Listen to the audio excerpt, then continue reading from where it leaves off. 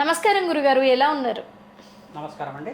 నేను చాలా బాగున్నాను. మీరెలా ఉన్నారు? నేను బాగున్నాను గురుగారు. అయితే చాలామంది దేవుళ్ళకు చాలా మొక్కులు మొక్కుకుంటారు. కోరికలు తీరాలి అని మొక్కుకుంటూ ఉంటారు.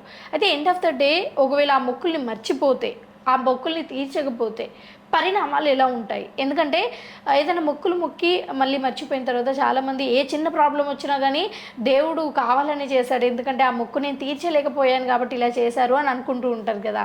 నిజంగా దేవునికి మొక్కులు మొక్కి తీర్చకపోతే అలాంటి పరిణామాలు ఉంటాయా? ఒకవేళ ఉంటే వాటి నివారణకు ఏం చేయాలి? ఖచ్చితంగా ఉంటాయమ్మా. ప్రధానంగా చూసుకోవాలంటే ఈ యొక్క భగవంతులంతా కూడా భక్తులకి ఆశీర్వాదం ఇవ్వడానికి ఉంటారు. దేవతలంతా కూడా ఎవరిని కూడా నాకు మొక్కులు తీర్చలేదు, ఈ యొక్క భక్తుడిని కానీ ఏ రకంగా బాధపట్టాలి అని చెప్పేసి ఏ దేవత కూడా అనుకోరు. ఏ దేవతలంతా కూడా శాంత చిత్తంతో ఉంటారు. ఖచ్చితంగా సాత్వికమైన మనోభావాలతో ఉంటారు ఎప్పుడైనా కానీ. దేవతలకి అనేది ఈ రాగద్వేషాలు అనేది ఉండవు ఎప్పుడు కూడా. దేవతలకి ఖచ్చితంగా ఏంటిదంటే మన యొక్క కోరిక తీరాలి. ఏదైనా కోరికతోటో మొక్కుబడితోటో నాకు అమెరికాలో జాబ్ రావాలని చెప్పేసి మొక్కుకుంటుంటారు. మనకి వీసా రావాలని చెప్పేసి మనకు తెలుస్తూ ఉంటుంది. కొంతమంది ఇట్లా మొక్కుబడి చేస్తూ ఉంటారు. ప్రధానంగా ప్రదక్షిణాలు చేయాలని చెప్పేసి ఇన్ని ప్రదక్షిణాలు చేస్తానని చెప్పేసి కానీ, తలనీళ్ళలో ఇస్తానని చెప్పేసి ఈ యొక్క బంగారం అని చెప్పేసి అంటారు. అంటే బంగారం ఇస్తాను, నా నా వెయిట్ ఎంత అయితే ఉందో నా యొక్క బరువు నిలువెత్తు బంగారం అంతా కూడా ఇస్తానని చెప్పేసి మొక్కుతూ ఉంటారు. వెంకటేశ్వర స్వామి వారికి అంతా కూడా తలనీలాలు ఇస్తానని చెప్పేసి మొక్కుతూ ఉంటారు. అంటే పుణ్యక్షేత్రాన్ని కాలినడకతో వస్తా అని చెప్పేసి మొక్కుతూ ఉంటారు అనుకోకుండా. ఇదని కూడా చూసుకుంటే ఈ మొక్కుబడి అనేది అనుకోకుండా వ్యవహారికంలో వాళ్ళు ఉన్న బిజినెస్లో కావచ్చు, రొటీన్ లైఫ్లో కూడా మర్చిపోవడం జరుగుతూ ఉంటుంది.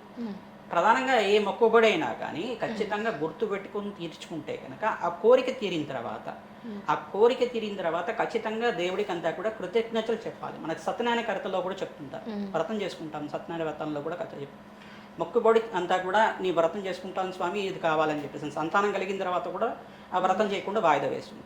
ఖచ్చితంగా కష్టాలు అనేది అనుభవిస్తూ ఉంటారు. కష్టాలు ఏ రకంగా వస్తాయంటే భగవంతుడు ఈ యొక్క జీవుడికి అంతా కూడా కష్టపడితేనా భగవంతుడి గురించి తెలుస్తుంది. భక్తి అనేది రావాలి, మనిషిలో ఉంటే భక్తి అనేది భావం అనేది రావాలి.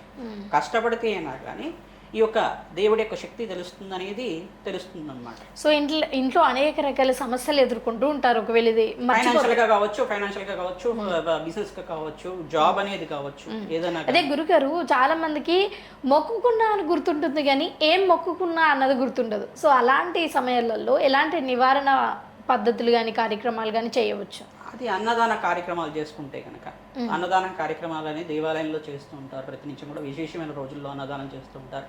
అన్నదానంతో కోటి దోషాలు కాదు, కోటి పాపాలు కూడా పోతాయి. అన్నదానం చేయడం వల్ల ఎటువంటి దోషాలు ఉన్నా కానీ పోతాయి.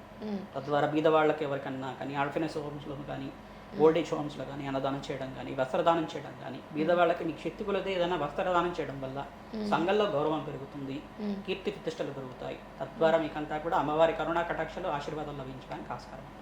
ఓకే గురుగారు, థ్యాంక్ యూ సో మచ్. చాలా చక్కటి సమాచారాన్ని మా ప్రేక్షకులకు అందజేశారు.